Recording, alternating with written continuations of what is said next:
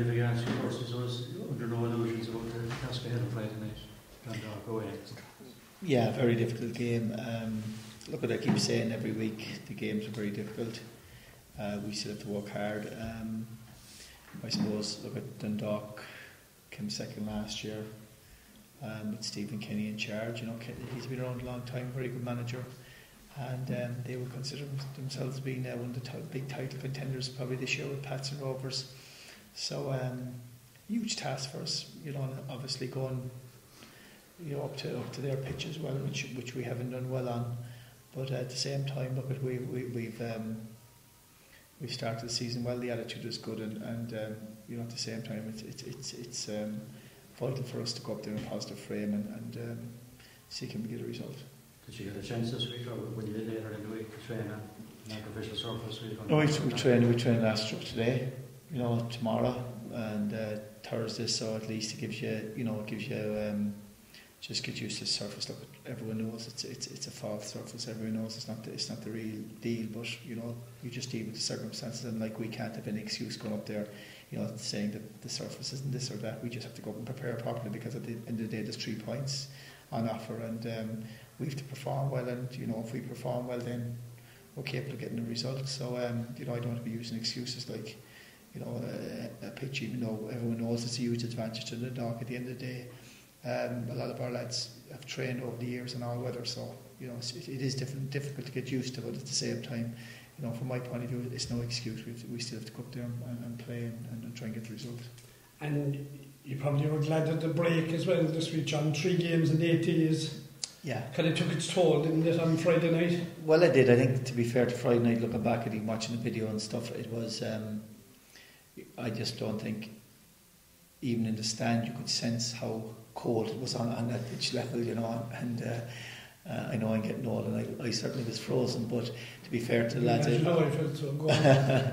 I suppose the lads, to be fair to the lads, they, you know, there was 4 or 5 players were quite numb, you know, and it's hard to imagine, you know, you're looking out and you're saying, but the wind and particularly in the second half, because it picked up even stronger, and to be facing it was very, very difficult. So, you know, just to have the extra few days break certainly has helped, and there's no doubt that midweek matches are very, very difficult in our league, and but at the same time it was just nice to have the last few days off. Unbelievable crowd for the night that was in it, wasn't it? Sure. You know, I keep saying the crowd and the atmosphere is absolutely fantastic, and you know, you look at the crowd, you know, just under 4,000. You know, the biggest crowd that no other team have had a bigger crowd. You know, we've had 5,400, 5,700, right up to 6,000 people, and so the top 5 or 6 attendants so far this season have all come from the cross. And I presume that's the way it's going to be. You know, what we have to make sure is that we can keep in there, stay up near the top, and keep the crowds coming, because you know, it's been absolutely fantastic. And when you look at the conditions the last night, it was just, I think really, to be honest with you, a friend of mine was at the match, and he said he didn't realise until he's actually walked over the ground how severe the wind was, because he said it looked bad from the stand, but it was only when he was walking out the gate that he realised it was actually as strong as it was. But you know, again, you know, we probably lost maybe 400 or 500 people on the night because the weather was just so bad. But look at, again, the crowds have been fantastic to us. And Colin came back in. Yeah, Colin was, you know, I suppose, look at, everyone knows, and you know yourself from watching that Colin has been absolutely phenomenal this season. But outside of, not only on the pitch, you know, outside the pitch, the training, you know, he's a fantastic leader. And you know, obviously the 2 games that he missed, you know, the 3 games he had missed, you know, obviously he was a huge loss to us. But he came back in. He wasn't 100%, but he decided that he was okay to play, and to be fair to him, he gave a great performance, and obviously, you know, his injuries has cleared up, which is great for us. John, the longer you remain unbeaten, is there a bigger target painted on your back every week with teams wanting to take that unbeaten record from you? Yeah, maybe so. You know, as a Rory, I haven't looked at it that way. You know, we just take it week by week, and you know, people are making out now that it's, you know, all of a sudden we've gone to a team at the start of the season that had no chance to a team now that's done really well and we're unbeaten, and all of a sudden now we're being told, oh, we're up against it, we're away the next couple of weeks and this is going to be the real test. I think the test has been every week, to be honest with you, So, and at the end of the day, our season, either way, whatever result, our season won't be on Saturday morning. Won't be, they won't define our season. And maybe it's a situation that teams are out there looking to see who'll be the first team. Maybe they might turn us over, but all we can focus on is work hard in training, prepare for the teams we're playing, and just make sure that on the night that we leave everything on the pitch. And generally, to be fair to the lads, it's been phenomenal, the performance to date, and they've done that. So I'm sure Dundalk, they're coming off the back of a bad defeat from their point of view, even though, as I keep saying, Bray, every team in this league could take points off each other, and it just showed. But I suppose it's from their point of view, it was a disappointing defeat, and we'll be hoping to bounce back. But we've shown tremendous character, tremendous fight, and I'm presuming we'll do the same on Friday night. And you are top, you are unbeaten. There has been whispers maybe of a Cork City title challenge. Is it a bit premature to be saying that you're title challengers? Yeah, I think we've done fantastically well, and I keep saying I would like it if we had more choices. Obviously, the injury situation hasn't helped us, and I keep saying that crucially for us, with the split coming at the halfway point, or you can see the way the gap is opening up. If we can hang in there, start of the season we were saying that we wanted to be in the top four. It's on track at the moment.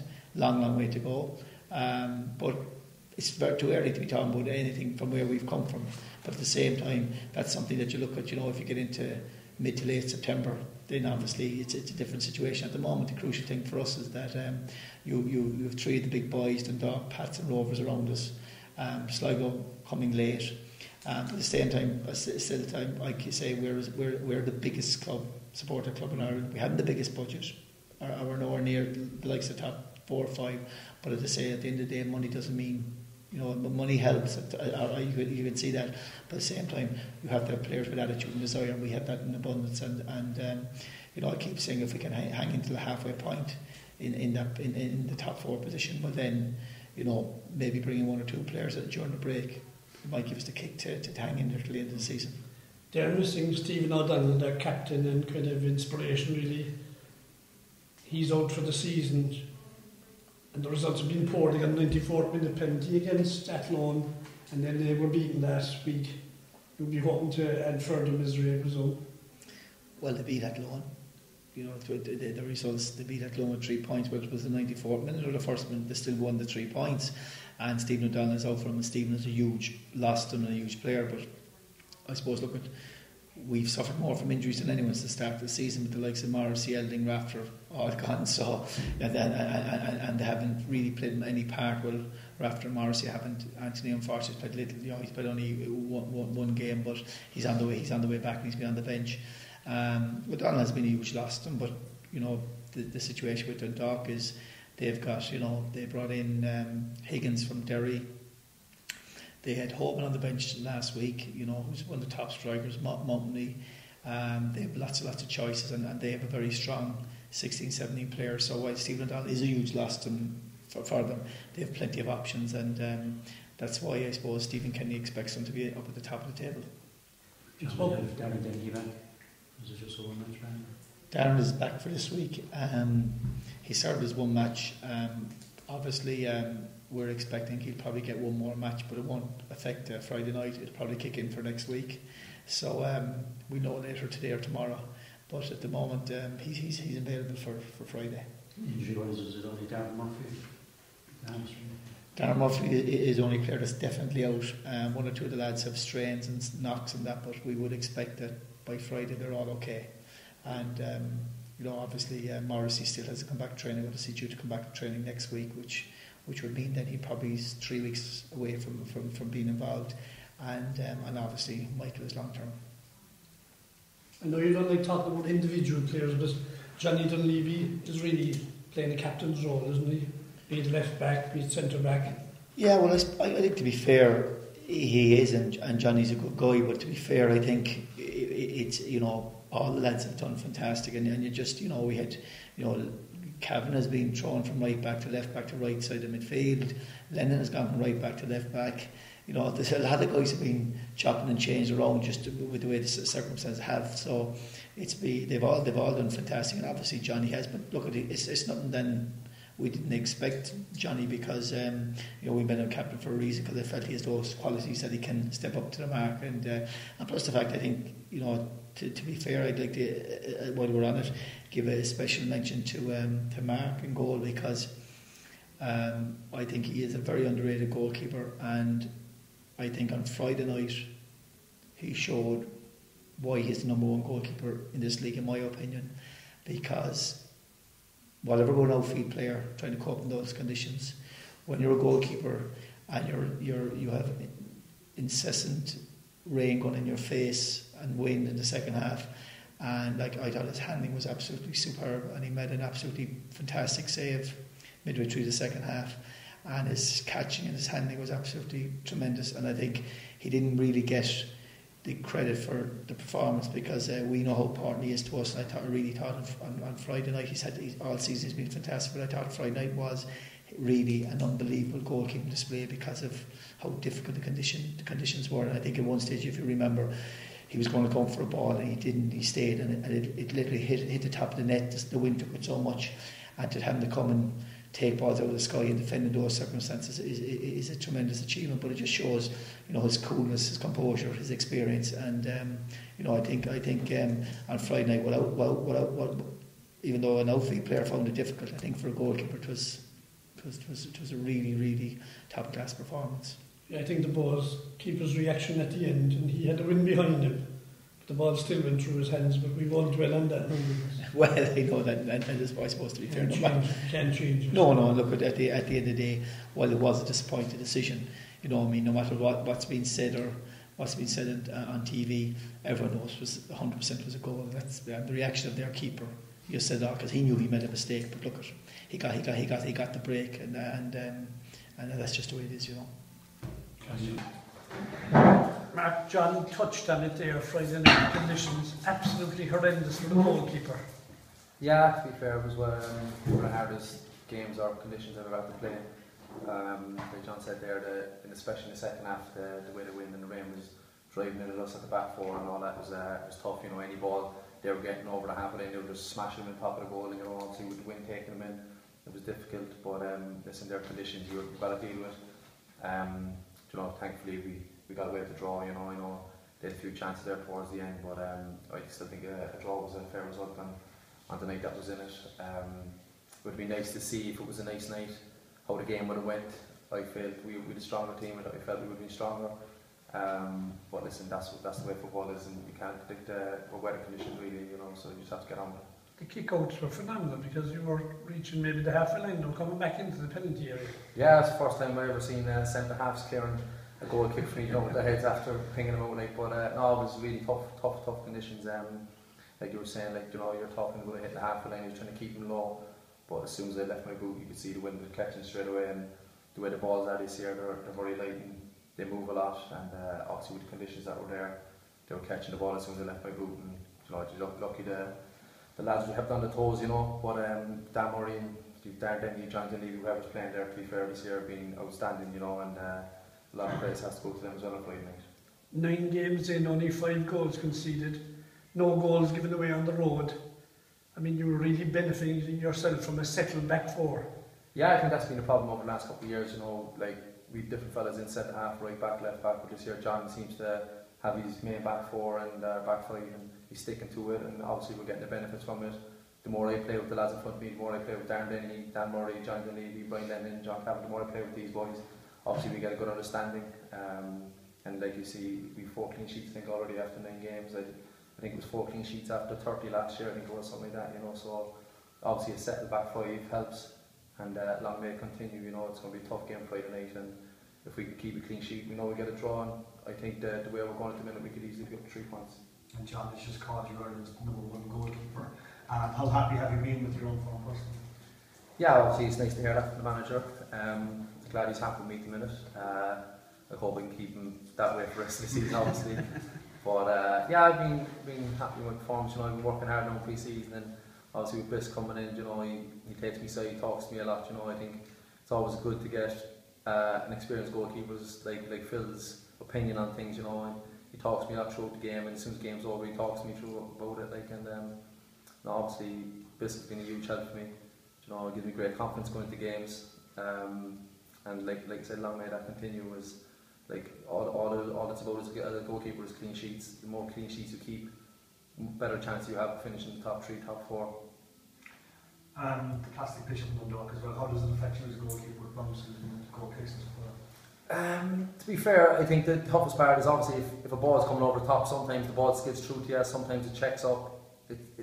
Like John was saying earlier, it's very falls, you know, like obviously their pitch, it's going to be tough, but we have no excuses. It's 11 against 11, was it first against third, and we'll be going up for the 3 points. There's 4 home games in the bonus in April at home every Friday. How hard is it going to be going to Dundalk and don't have that crowd behind you, don't have that kind of support? Yeah, you know, like obviously it's nice playing a home Turner's Cross when you got your 4,000 or 5,000 people and that, like, but still, whatever way games we've been playing, you know, you even look at the UCD, I think I read it was their biggest attendance so far this year, 500 people, and there's probably 450 were Cork City fans, you know, so we still get our fair few supporters up there, you know, and whoever's there, no matter if it's 10 Cork City supporters or 500, we'll still be giving it all for them and for the jersey, and obviously try to pick up the 3 points. 9 games in, Mark, and am I looking at John now? Are you surprised when you are on the table? No, not at all, to be fair. Like you look through the team, look, Dan Murray's won 3 or 4 league medals, you know, he's a few cup medals, he's a top pro. Darren Denny, I think, is another very underrated player. I think he's one of the best centre halves in the league. You look through the middle, you've got Colin Healy, who, I know people talk about Keith Fahey this, Keith Fahey that, but for me Colin Healy is still the main man in the league. I think he's a step above everyone else. Then you look up front, you know, you've Mark Sullivan after coming in. Not many people knew about Mark, really, to be fair, and he showed everything. What you know, he's been outstanding for us in everything he's done. He works hard, he wins headers, he gets goals. You know, so we've a strong spine through the team, and if we keep everyone like that fit and keep going, I think we've a great chance of pushing up there.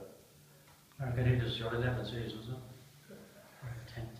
Yeah, I think it was 2000, 2001. I think I arrived at Cork City. You know, I had a couple of years under 21s and that. But Good time playing on again. oh, jeez, as long as the manager's happy with me, go, I'd stay. You know, if he wants me to sign a 5 year, I'd sign a 5 year. There's no problem there. You're a testimonial. You better get the testimonial. He's not Ryan Giggs. Give him 5%. Oh yeah, no, I keep playing as long as I can play. You know, I'm fairly fit. Oh yeah, that's exactly it. You know, you look keepers. It's not too far away. Yeah, you look keepers in the Champions League. You look at Swartz playing there, and he's 41 years of age. You know, people say it's Champions League semi-final and all that, but like if he can play at 41, I can't see why he can't play at that age. You know, I'm in good shape. I stay fit. You know, my partying days, I suppose, are gone now. I've a settled family. I'm at home all the time. You know, so I look after myself. So yeah, I can't see any reason why I can't keep playing. Who do you kind of look up to in across town, goalkeeper-wise, as a kind of a role model? It's a tough one. Like you follow Spurs? Yeah, I follow Spurs. Like obviously, you look at Lloris for Spurs. He's probably 5 or 6 years younger than me, so I can't say I look up to him in a way. But the way he goes into games, you know, he's so quick off his line. He's so good with the ball at his feet. And he's a great shot stopper. So for me, I think he's the all-round game. He's got it all. Obviously, he's on the top keeper. Who would you rate, like in Spain or Italy, or goalkeepers? Very hard. I actually, there's no actually one really stands out for me. I just think the way Lloris plays is obviously the way I'd like to play. So I think he's just so quick off his line. I think the way the game is at the minute, a keeper is another defender, or you know, that kind of way. He needs to be good with his ball at his feet, and I think Lloris is good at that. And I think he's very good at reading balls coming through, and obviously that's the way I want to play as well. So he'd be my main man, to be honest. You wouldn't mind the salary, I'd say. I'd take that as well if John wants to up my salary to his one. There's no problem there, but happily.